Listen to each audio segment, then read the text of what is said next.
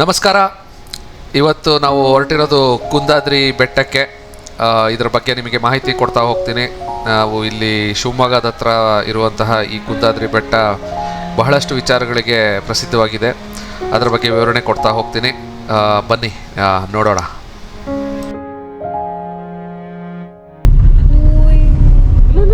Close ಮಾಡಿಬಿಟ್ಟಾರೆ. ಓ ಶಿಟ್, ಕನ್ನಡ ರೋಚಕವಾದಂಥ ಸುದ್ದಿ. ಸಮಯ 5 ಗಂಟೆ, 9 to 5. ಕೇಳೋಣ, ಯಾರು ಫೋನ್ ನಂಬರ್ ಏನಕ್ಕೆ ಕ್ಲೋಸ್ ಮಾಡ್ಯಾರ? ಫೋನ್ ನಂಬರ್ ಇದೆ ನೋಡಿ, ಅಲ್ಲಿ ತೆಗಿಲ್ಲ ನಾನು. ಈ ಬೀಗ ಹಾಕಿದ್ದನ್ನು ನಾವು ಖುದ್ದಾಗಿ ಹೋಗಿ ತೆಗೆದು ನಂತರ ನಮ್ಮ ಪಯಣನ ಮುಂದುವರಿಸ್ತೀವಿ. ಬಹಳ ಕಡಿದಾದ ರಸ್ತೆ, ಮಳೆ ಬಂದ ಕಾರಣ ಡಾಂಬರ್ ಎಲ್ಲ ಕಿತ್ಕೊಂಡು ಹೋಗಿತ್ತು.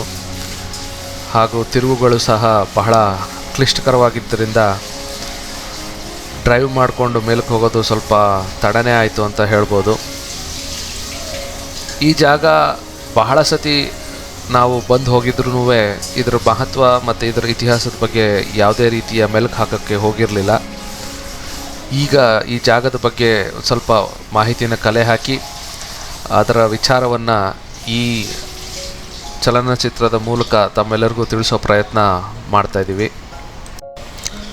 ಕುಂದಾದ್ರಿ ಬೆಟ್ಟ ಒಂದು ಹಂತದವರೆಗೂ ಕಾರ್ಗಳನ್ನು, ಬೈಕ್ಗಳನ್ನು ತೆಗೆದುಕೊಂಡು ಹೋಗ್ಬೋದು. ಅದಾದಮೇಲೆ ನಾವು ಮೆಟ್ಲು ಹತ್ಕೊಂಡೇ ಮೇಲಕ್ಕೆ ಹೋಗಬೇಕಾಗುತ್ತೆ. ಕುಂದಾದ್ರಿ ಬೆಟ್ಟ ಶಿವಮೊಗ್ಗ ಜಿಲ್ಲೆ ತೀರ್ಥಹಳ್ಳಿ ತಾಲೂಕಿನಲ್ಲಿ ಬರುತ್ತೆ. ತೀರ್ಥಹಳ್ಳಿಯಿಂದ ಆಗುಂಬೆ ಕಡೆಗೆ ಹೋಗುವಾಗ ಗುಡ್ಡೇಕೇರಿ ಎಂಬ ಗ್ರಾಮ ಸಿಗುತ್ತೆ. ಅಲ್ಲಿಂದ 9 ಕಿಲೋಮೀಟ್ರ್ ದೂರದಲ್ಲಿ ಕುಂದಾದ್ರಿ ಬೆಟ್ಟ ಇದೆ. ಇದು ಸುಮಾರು 826 ಮೀಟರ್ನಷ್ಟು ಎತ್ತರ ಇರೋದರಿಂದ ಬಹಳಷ್ಟು ಎತ್ತರದ ಪ್ರದೇಶ ಅಂತಲೇ ಹೇಳ್ಬೋದು.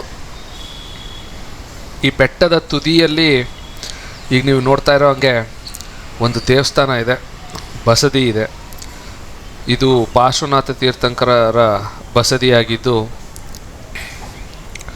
17ನೇ ಶತಮಾನದ್ದು ಅಂತ ಹೇಳ್ತಾರೆ. ಆದರೆ ಇಲ್ಲಿ ಕೆತ್ತನೆಗಳನ್ನು ಮತ್ತು ಇತಿಹಾಸನ ನೋಡಿದಾಗ ಇದು ಬಹಳಷ್ಟು ಹಳೆಯದಾದಂತಹ ಬಸದಿ ಅಂತಲೇ ಹೇಳ್ಬೋದು. ಯಾಕಂದರೆ ಕುಂದಾದ್ರಿ ಎಂಬ ಹೆಸರು ಬಂದಿದ್ದು ಇಲ್ಲಿ ನೆಲೆಸಿದಂತಹ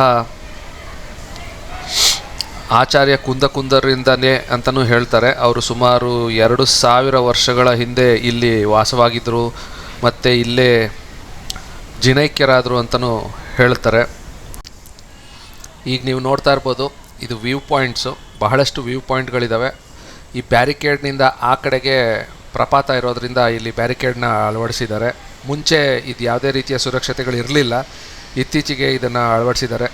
ಸುಂದರವಾದ ನೋಟ ನೀವು ನೋಡ್ತಾ ಇದ್ದೀರಾ. ಮಲೆನಾಡಿನ ಸೊಬಗನ್ನು ಇಲ್ಲಿ ನಾವು ನೋಡ್ಬೋದು. ಹೀಗೆ ಮುಂದೆ ನೋಡ್ತಾ ಹೋದರೆ ಬಹಳಷ್ಟು ವ್ಯೂ ಪಾಯಿಂಟ್ಗಳಿದ್ದಾವೆ. ಅಲ್ಲಿ ಕೆಳಗಡೆ ತನಕನೂ ಹೋಗಿ ನಿಂತ್ಕೊಂಡು ನಾವು ಪ್ರಕೃತಿನ ಸವಿಬೋದು. ಈ ದೇವಸ್ಥಾನದ ಎದುರುಗಡೆ ಬಂದರೆ ನೀವಿಲ್ಲಿ ನೋಡ್ತಾ ಇದ್ದೀರಾ, ಒಂದು ದೇವಿ ವಿಗ್ರಹ ಇದೆ, ಹಳೆಯ ಶೈಲಿಯದ್ದು. ಹಾಗೂ ಒಂದು ಶಾಸನ ಇದೆ. ಈ ದೇವಸ್ಥಾನದ ವಿಚಾರವಾಗಿ ಇರ್ಬೋದು, ಬಟ್ ಅದರೊಳಗಡೆ ಏನಿದೆ ಅನ್ನೋದ್ರ ಬಗ್ಗೆ ಗೊತ್ತಿಲ್ಲ. ಇಲ್ಲಿ ಮಾನಸ್ತಂಭ ನೋಡ್ತಾ ಇದ್ದೀರಾ. ಹಾಗೆ ಮುಂದೆ ಸಾಗ್ತಾ ಹೋದರೆ ಈ ಒಂದು ಕಲ್ಲಿನ ದೇವಸ್ಥಾನ ತನ್ನಲ್ಲಿ ಸಾಕಷ್ಟು ಇತಿಹಾಸನ ಅಡಗಿಸಿಕೊಂಡಿದೆ ಅಂತಲೇ ಹೇಳ್ಬೋದು. ಇಬ್ಬರು ದ್ವಾರಪಾಲಕರು, ಅದೇ ಹೊಯ್ಸಳ ಚಾಲುಕ್ಯರ ಶೈಲಿಯ ದ್ವಾರಪಾಲಕರು.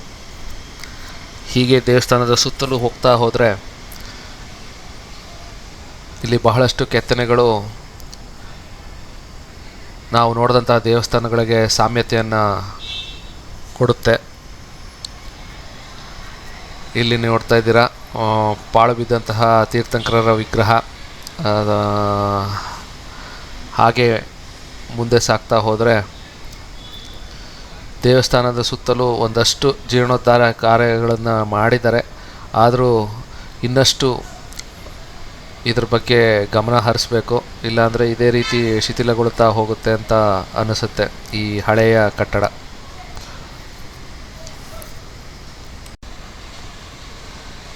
ದೇವಸ್ಥಾನದ ಒಳಭಾಗವನ್ನು ನೋಡ್ತಾ ಇದ್ದೀರಾ. ಹಾಗೆ ಮುಂದ್ಗಡೆ ದ್ವಾರಪಾಲಕರ ಜೊತೆಯಲ್ಲಿ ಇನ್ನೆರಡು ವಿಗ್ರಹಗಳನ್ನು ನಾವು ಸಿಗ್ಬೋದು ಇಲ್ಲಿ. ಅದು ಇನ್ನೊಂದು ತೀರ್ಥಂಕರರ ಮೂರ್ತಿಯೇ ಆಗಿದೆ. ಇಲ್ಲಿ ನೋಡ್ತಾ ಇದ್ದೀರಾ ಒಬ್ಬ ತೀರ್ಥಂಕರರ ಮೂರ್ತಿ, ಅದು ಹಳೆಯ ಮೂರ್ತಿನೇ. ಒಳಗಡೆ ಇರುವಂಥದ್ದು ಪಾರ್ಶ್ವನಾಥ ತೀರ್ಥಂಕರರ ಮೂರ್ತಿ ಗರ್ಭಗುಡಿಯಲ್ಲಿರುವಂಥದ್ದು.